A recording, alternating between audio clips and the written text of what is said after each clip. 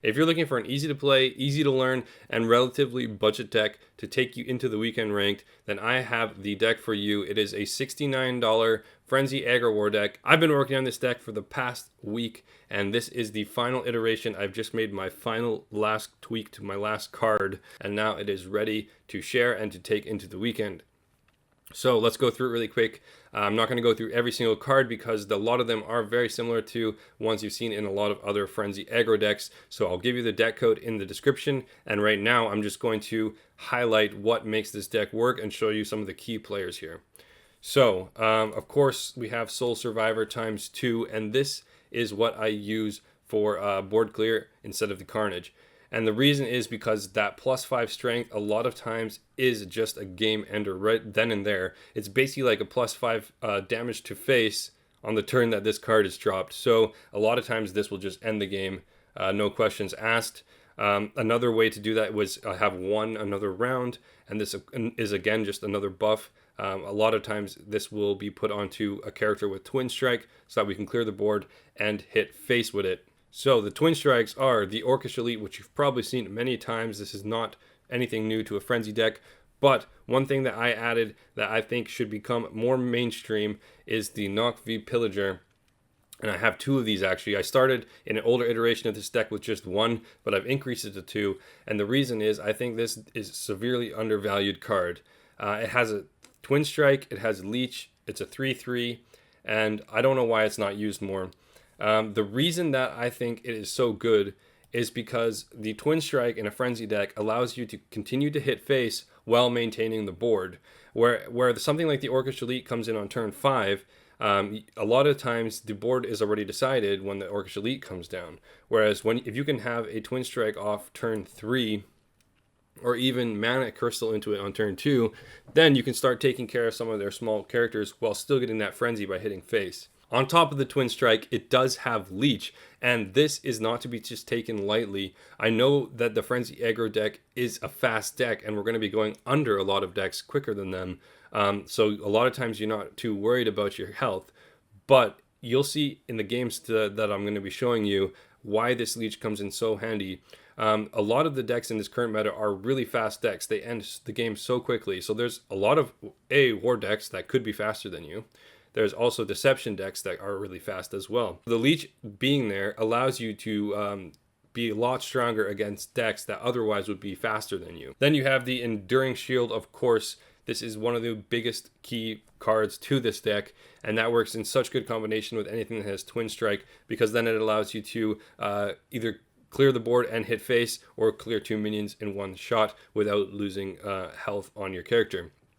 And the thing is, with the Twin Strike on the Nokkvi Pillager, if you get that shield on it, that is a lot of health back onto your face in one turn. So with that being said, let's jump into a few games.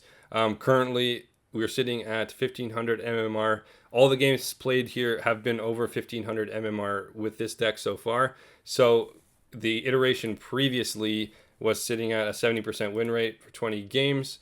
We're around that now, but the difference being that all of the games that we played with this current iteration have been over 1500 MMR. So it's a better representation of what we can expect when the games start to get harder in the weekend.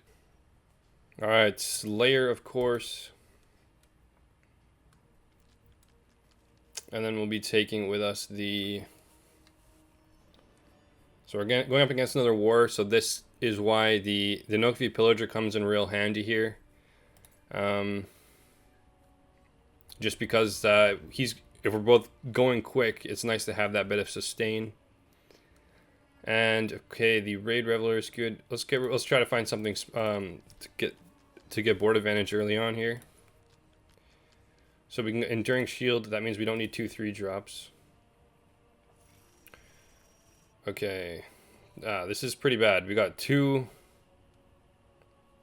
relics and a 3-drop, so pretty bad start. But we are going against the war decks, and we're going to be trying to go over him. He's also a Frenzy deck, it seems. It's got the Slayer there. So since we're going to over him, we're going to try to make the game a little longer. Which means that having these bigger mana cards isn't actually the worst thing here.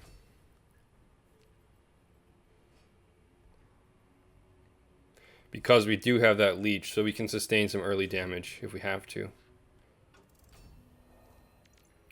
Alright, this is actually the perfect card we just picked up. No, we have to do Warmonger first, actually, never mind. Okay, but we can kill this. And of course, then we'll just mana in the Blood Boil. That'll go on his, we'll get rid of his hatchet there. And then that opens us up to put the Nokkvi Pillager down next turn and get the Divine Shield on it.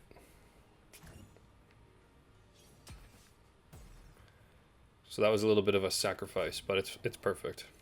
Okay, so we do want the Nokkvi Pillager. And we're going to pop his shield actually with that. And that'll put it on our leech. And then we can get a free minion off the board here, and then we're looking really good. It doesn't matter about that face damage, so that's another nice thing. You know, we can do a lot more face damage with our relics here because we have this pillager. Okay, that was just a quick one. We got control of the board early. Okay, so that was just, you see, just a quick first game. We got control of the board early, and he was just so far behind on turn 3 that there was no point in continuing. All right, game 2, here we go. We got the picking up the Slayer, of course. And we're going up against a light, so we're going to need to make sure we have control of that board, actually. I'm not hating the Orcish Elite. 1, 2, 3. Gotta get rid of it. It's too slow. Okay, actually this is a pretty good starting hand. So we're gonna drop the Blood Boil. We have the Trial Spirit, and then next turn we can Tavern Brawl. This is a great mana curve here.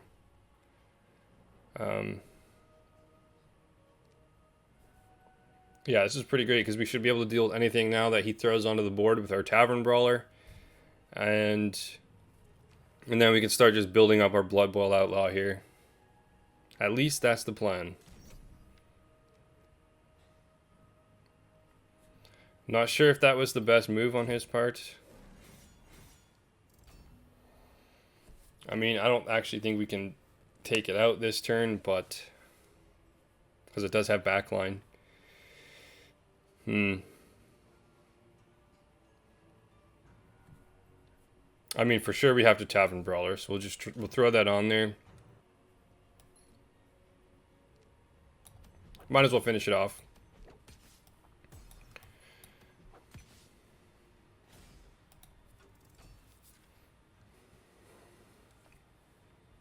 Okay, so we have an easy curve here. We got our Nokkvi Pillager next. And then we have the Viking Longship. Honestly, these are just great pickups we've got so far. But this deck does have a really good curve. So it's quite easy to hit your curve every single match. Okay. So he's gonna take out our Brawler with his Viking. And then we're gonna have to take something out with the Trial Spirit next turn. Probably the Viking because I imagine he has heal. We also have, so we have the Nokkvi Pillager. Whoa. Okay. I guess that can work. It's not bad, Soul Survivor. Especially since he's running out of steam. He's only got 1 card now. So we're going to drop this, of course. We have to just kill this guy off.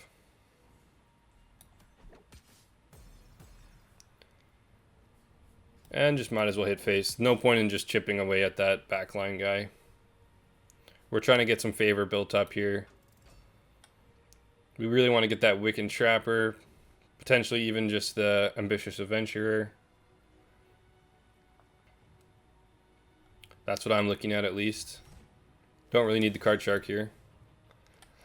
So, Soul Survivor, basically, because we have this pickup and we have decent control on the board at this point, it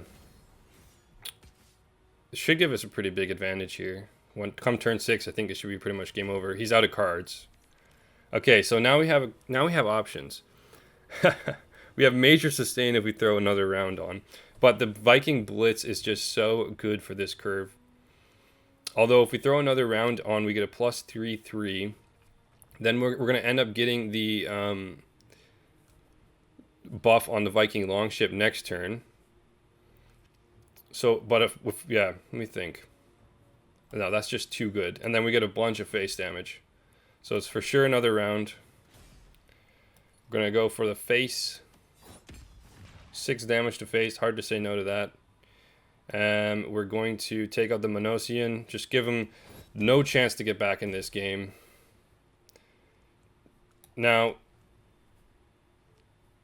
no, there's no point in even letting this stay on the board because we don't want to give him any chance of taking out that big 6/4 guy there. We don't need to buy anything in favor either this turn. He's only got 5 favor and really no way to get any more, so we're pretty much good there. We got a 4/5 Viking longship on the way. Wow.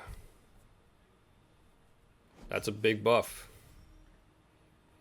Still should be fine.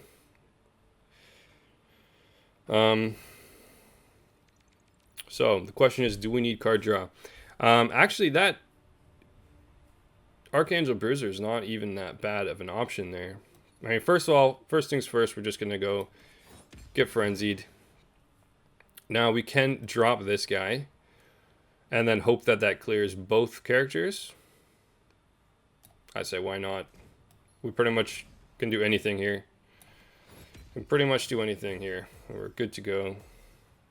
Alright, so okay. And there it is. Alright, so the superstar in that game was definitely the Nokkvi Pillager. Basically, I feel like this card gets overlooked because it's a 3/3 stat and it's a 3 mana. Whereas you can get 3/4 stat for 3 mana as well. But what I think is really important with this card is the Twin Strike. And with war decks, that allows you, especially because you could put Protected on them with this with a Divine Shield.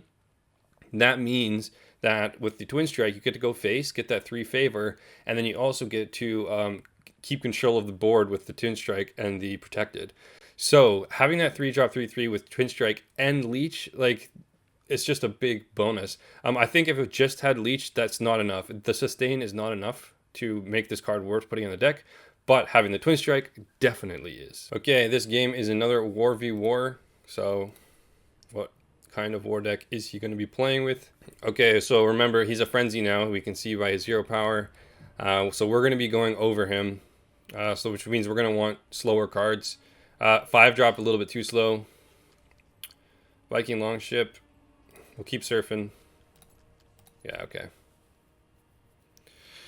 I'm not sold on the keeping the Brawler there, but it is what it is. And I think, what could he drop here? Probably going to want the Nokkvi Warrior here.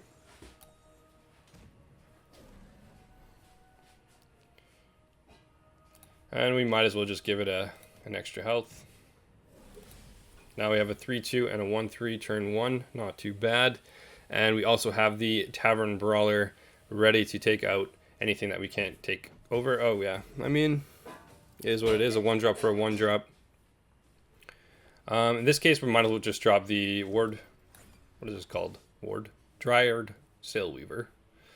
And flip that back to him. So, I guess we both have 4/4. He might have, I don't know what he's got in his hand, but we only have these 2 1-drops on the board and a 2 and a 5. So, not sure who has the advantage right now. Okay, so we have the option to start building up the Bladecaster.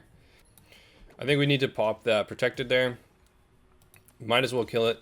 And then we can start buffing up the Bladecaster here. So basically we traded 2 1-drop cards for a 3-drop. Not the best case scenario, but I think we just need to start building this Bladecaster up is the reason. Okay, so it's actually a pretty easy play here. We're going to drop him, Nokkvi Warrior. And the question is, do we trade our... Do we drop the Brawler as well? Or do we just ping face? Probably just ping face. We don't really need that extra guy, and he has blitz anyways, so we'll just start chipping him down.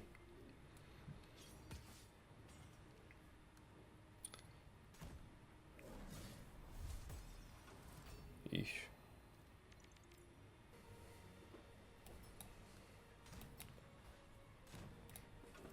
So next turn he's going to take out our Blade Caster, but then we can go hit him with the Orcish Elite, so... Oh, wow. What value. Wow. Really good value there. Okay, I think we're pretty much... yeah, this game is a wash. Okay. Up against a Deception.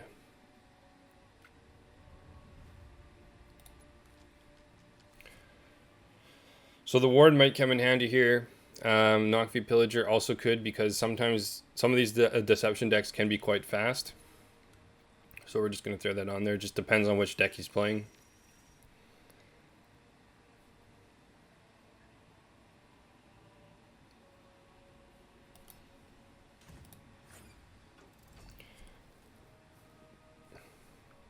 If we had a 2-drop card there, I might have liked to put the Enduring Shield on first. Okay, so he is a pretty fast deck, so it's a good thing we have the Pillager here. And this Soul Survivor and the Archangel actually might be able to take care of his 2 Lethenon cats. These things are so annoying to deal with sometimes. Okay, so we can put the Enduring Shield on.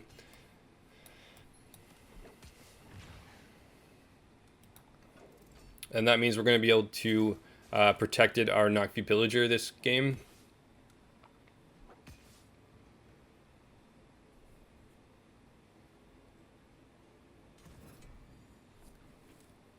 Okay.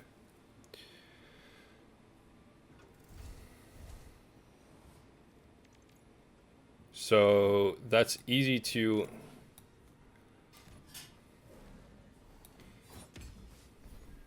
Oh, wait, what am I thinking?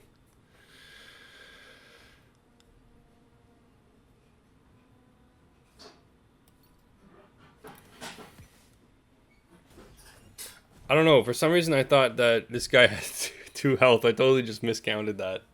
Oh, wow. Okay, well.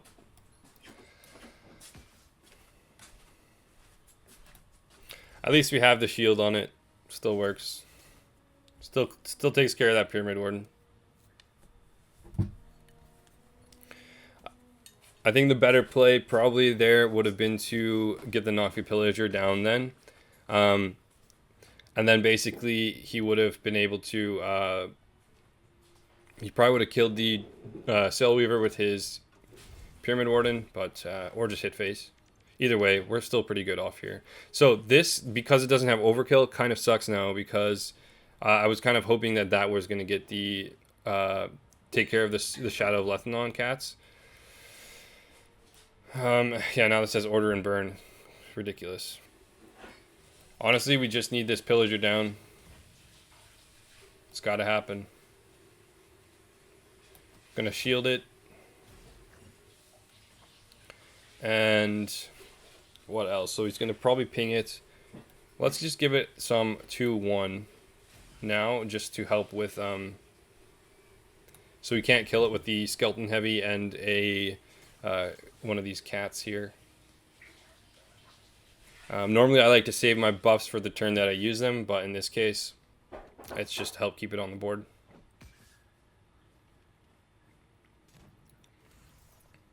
Okay, so we're going to actually get a ton of health back now, which means his deck is pretty much falling apart here. And again, this Nokkvi Pillager just completely this Pillager just completely countered this entire quick deck of his, because like, look at us, we're at 14 health. I think we wouldn't be able to sustain this continued damage from the Shadow of Lethenons. Even getting to turn 6 is 2 more turns away, and these are doing basically 4 damage a turn, the 2 of them. So we would be down to so little health, it would be insane. So this Pillager is really saving our butt here. So the Archangel can actually do some serious work here. First, let's just hit face. Then we can actually take out this guy. And then we're going to actually sacrifice him so that we can put our Archangel and hopefully get these cats off the board here. That's the plan anyways. Yeah, okay. So that's why we sacrificed the guy there. And then let's just throw our Outlaw. And we're running out of time, so we'll throw it back to him. I think this is pretty much our game now.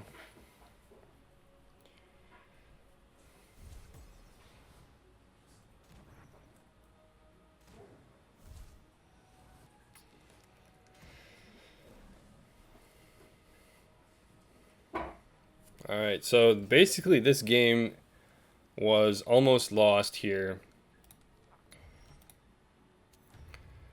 But we saved it.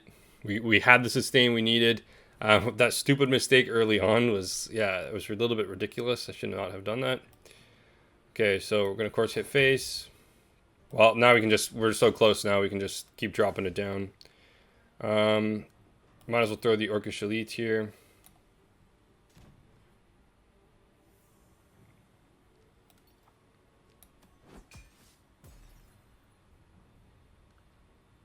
And do we not want him to get something? So we have... no, it doesn't really matter. We have two things with Twin Strike, so even if he gets something like the Card Shark, it's not a big deal, because we can just Twin Strike, hit face. We don't have any relics, so the Wiccan Trapper is not going to harm us. And the Form of Power, we didn't have access to that, so he should actually probably pick that up here. Yeah, he's going to pick that up, of course. Take out our Outlaw. But we're so close to finishing this off now that we can literally just hero power him down from here. And we can actually just technically clear his board again. And give ourselves a 5 damage. So this is pretty much game over here.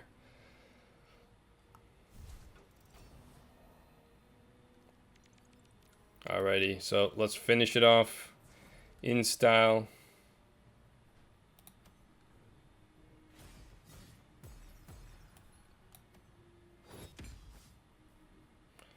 And who do we take here? I mean, it doesn't even matter. It doesn't even matter.